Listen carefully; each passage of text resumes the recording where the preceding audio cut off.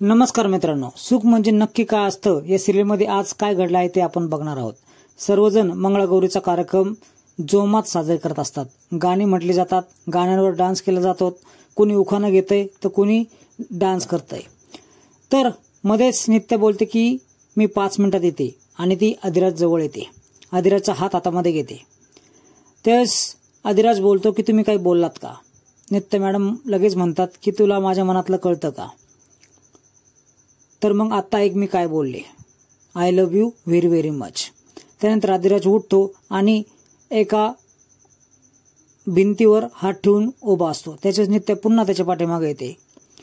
अधिराजच्या डोक्यामध्ये खूप गणगण चालू असते। त्याने गौरी असे नाव का घेतले हे त्याला काहीच कळत नाही। त्याच वेळेस नित्या देखील म्हणते की तू जयदीप आणि गौरी यांच्याबद्दल काही माहित आहे का तुला? तू गौरी असे नाव का घेतले? त्यावेळेस अधिराज बोलतो की माझं डोकं खूप दुखतंय, मला वारंवार ती गोष्टीची आठवण नका करून देऊ। तर नित्य बोलते जर तुला चुकी वाटत असेल गौरी नाव घेतलं असेल तर मग त्याच वेळेस चुकी का सुधारली नाही? त्यावर हात जोडून माफी मागतो आणि मला सारखं सारखं त्या गोष्टीचा त्रास नका देऊ, मला काहीच कळत नाही असे बोलतो, डोकं फुटायला लागलं असं बोलतो। नित्या बोलते की तू जेवढा वेळ ही गोष्ट सुधारण्यासाठी घेशील तेवढा तुला त्रास होणार आहे। जे जे दिसत आहे, जे जे तुला समोर येत आहे या गोष्टी तू भास समजू नको। तुला जे दिसतंय, तुझ्या बरोबर जे होतंय ह्या गोष्टीला तू चुकीचं मानू नकोस। ह्या सर्व गोष्टी पूर्वनियोजित आहेत। मलाही असा त्रास होत होता पण मी सगळं सत्य स्वीकारलं आहे। या सर्वांचा अर्थ मला कळायला लागला, सगळ्या गोष्टी उलगडायला लागल्या तेव्हा मला सगळ्या गोष्टींचा अर्थ समजायला लागला। सत्य आता देखील तुझ्या समोर येत आहे आणि त्याला नजरेला नजर दे अशी नित्या बोलते। सर्व बोलून नित्या निघून जायला लागते। त्याच वेळेस अधिराज तिचा हात पकडतो आणि म्हणतो जयदीप कोण आहे याचा शोध मी लावेलच। त्याच वेळेस गौरी त्याला लगेच मिठी मारते। गौरीला खूप आनंद होतो। दुसऱ्या दिवशी सकाळी विमल बाहेर बसलेले असते आणि नित्या दरवाजात उभा राहून धनी धनी असा आवाज अधिराजला देते। हा धावतच बाहेर येतो आणि काय झालं मॅडम असं विचारतो आणि अधिराजला चहा देऊ करते। चहा अधिराज घेतो आणि म्हणतो की चहा मला पिलाच पाहिजे, नाहीतर तुम्ही पुन्हा काहीतरी डिमांड करताल। त्यावेळेस चहा गोड नाही असं नित्या बोलते, मी तर साखर टाकायला विसरले असे बोलते। त्यावेळेस अधिराज बोलतो की चहा तर गोड आहे। नित्या मॅडम बोलते की चहा गोड नाही कारण मी साखर टाकली नाही, दाखवा बरं। नित्या पुन्हा त्याचा उष्टा चहा पिते आणि आता खरंच गोड आहे असं बोलते। नवऱ्याने पिलेला चहा हा गोडच लागणार असं ती बोलते। सर्व पाहिल्यानंतर विमल खूप चिडते आणि अधिराज घरामध्ये निघून जातो। त्याच वेळेस सावली विमलकडे येते आणि विचार करू लागते आणि बोलते देखील की ही गौरी कोण आहे आणि जयदीप कोण आहे? जयदीप आणि गौरीचा या घराशी काय संबंध आहे? त्याच वेळेस विमलला शेखर यांना गोळी लागल्यानंतर गौरे असा आवाज त्यांनी काढलेला असतो हा प्रसंग आठवतो। याच वेळेस विमलचे भान हरवते आणि सावली तिला पुन्हा जागी करते की हे तू काय करत आहे, जागेवर ये। विमल त्यानंतर सावलीला बोलते की तू काही विचार करू नको, तुझं तो अभ्यासाला डोकं लाव, इकडे तिकडे डोकं लावू नको। इकडे शालिनीच्या घरी शालिनी सोमाला ओरडते की तुला अख्ख्या जगामध्ये एक व्यक्ती सापडत नाही ज्याचं नक्षत्र मृगशीर्ष आहे आणि हे 2 माणसं आणले आहेत, हे तरी नीट काम करतील का असे सोमाला विचारते। त्याच वेळेस बसलेले दोन्ही गुरुजी आम्ही चोख काम करू अशी ग्वाही देतात। तेवढ्यात विमल मालकीनबाई अशी ओरडते आणि घरामध्ये येते। त्यावेळेस सोमाला इशारा करते की तू घरात जा म्हणून। त्यानंतर लगेचच शालिनी ड्रामा करते आणि गुरुजींद्वारे असं सांगते की या घरावर काहीतरी संकट येणार आहे, तुमच्या जवळच्या नातेवाईकांवर काहीतरी अमंगल होणार आहे। त्याच वेळेस तिथं विमल देखील असते। शालिनी बोलते की माझ्या जवळचं तर कोणीच नाही, माझे नातेवाईक पण एवढे इथे कोणीच नाही, तुम्ही माझ्या अधिराज बद्दल बोलत आहात का? अधिराजवर काही संकट येणार आहे का? ऐकून लगेच विमल बोलते माझा राजा का, त्याला काय होणार आहे? त्याच वेळेस गुरुजी लगेच बोलतात की अधिराजवरचं संकट तुम्ही घेतलं नाही ना, आता हे संकट तुमच्यावर येणार आहे। त्या पत्रिकांमध्ये असं दिसतंय की त्या गरीबाचा जीव आता जाणार आहे। हे ऐकून विमल गडबडते।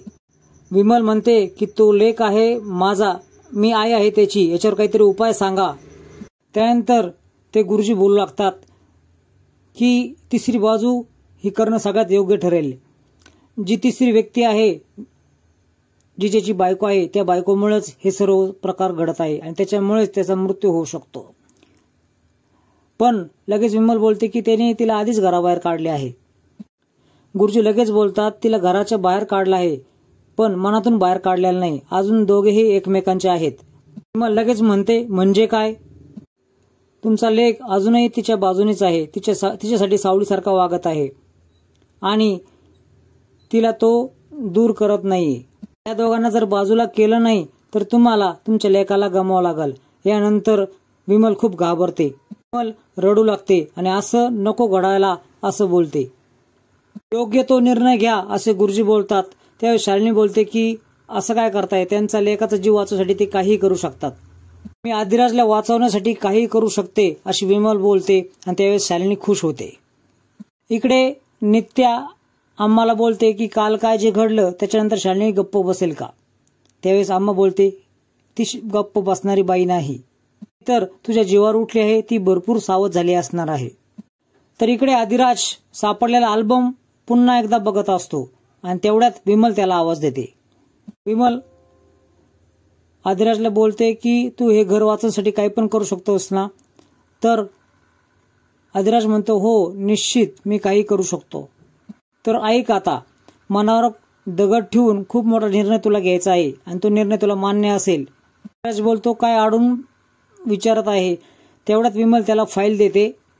तो फाईल घेतो आणि फाईलचा पहिलाच कागद उचकतो तर त्याला डायव्होर्सचे पेपर दिसतात. हे पाहून आदिराजला खूप मोठा धक्का बसतो आणि म्हणतो आयडे हे काय आहे? विमल बोलते की आता तू नित्या मॅडमला सोड चिठ्ठी द्यायची आहे. त्यानंतर विमल बोलते की तुझ्यावर आजपर्यंत जेवढे काही संकट आले आहे ते तुझ्या बायकोमुळेच आले आहेत, नित्या मॅडममुळे आले आहेत, हे तुलाही माहीत आहे. विमल पुढे बोलू लागते की तुला घटस्फोट घ्यावाच लागल आणि हे सर्व तुझ्या भल्यासाठीच आहे, तुझ्या आयुष्यासाठीच आहे आणि तुला वाचावं म्हणूनच हे केलेलं आहे. नित्या मॅडमचा सर्व हट्ट तू पूर्ण करतो आणि आता तुझ्या आयडीचे हट्ट तू पूर्ण करणार नाही का असे बोलते. आदिराज बोलतो की तुझं ऐकूनच मी मंगळागौरला परवानगी दिली आणि आता तू हा दुसरा हट्ट करत आहे. त्यावेळेस विमल बोलते की बरोबर आहे, हा हट्ट योग्य आहे आणि तुझ्या भल्यासाठीच आहे. आदिराज बोलतो की आता खूप उशीर झाला आहे, मी याच्यावर सह्या नाही करणार. त्याच वेळेस विमल बोलते तू जर सही केली नाही तर मी विहिरीत जाऊन जीव देईल.